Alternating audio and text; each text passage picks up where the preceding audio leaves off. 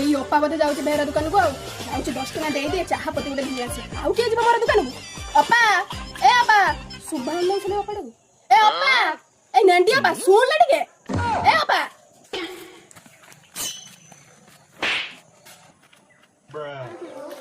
ସତର ଶୁଭୁନ ନାହିଁ ସିନା କାଲୁଣି ହେଇଗଲାଣି। କାହାକୁ ଶୁଭୁନ ଅପା? ଏଇ ନେଣ୍ଡି ଅପା। ୟାକୁ କଣ ଶୁଭୁନି? ଇଏ ଚତୁରୀ ନୁହେଁ ମହା ଚତୁରୀ। ପର ପୁଅ ଝାଡାର କଲ କାନ ହାତ ଲବିଉଛି। ଏବେ କଣ କହୁଛ ନା ଶୁଭୁନି?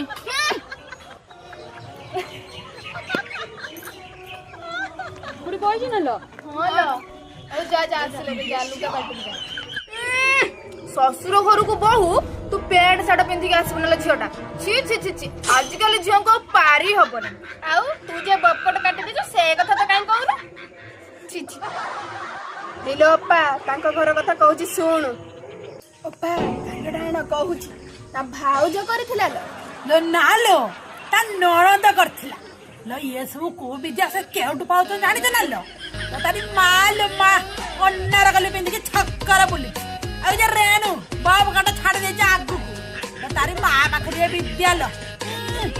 ମା ଲୋ ହନୁମକଟି ଲୋ ଅପା ତତେ ପରା ସେଦିନ ଶୁଭୁଥିଲାନି ଡାକିନି ଚାହା ପତି ଆଣିଦେ ଶୁଣିଲାନି ପଳେଇଗଲା। ଇଏ ତତେ କହୁଛୁ ନା ସବୁ ଶୁଭୁଛି ବୋଲି ପର ମାଇପ କଥା କଲା କଉ ଠିକ ଶୁଭୁଛି। ଇଏ ଥିଲା ନେଡୁ କୋଉଠୁ ଆଇଲା? ଏ ନାନିଲା ମୁଁ ଠିକ ତଥ୍ୟ ଦଉଛି ଲୋ।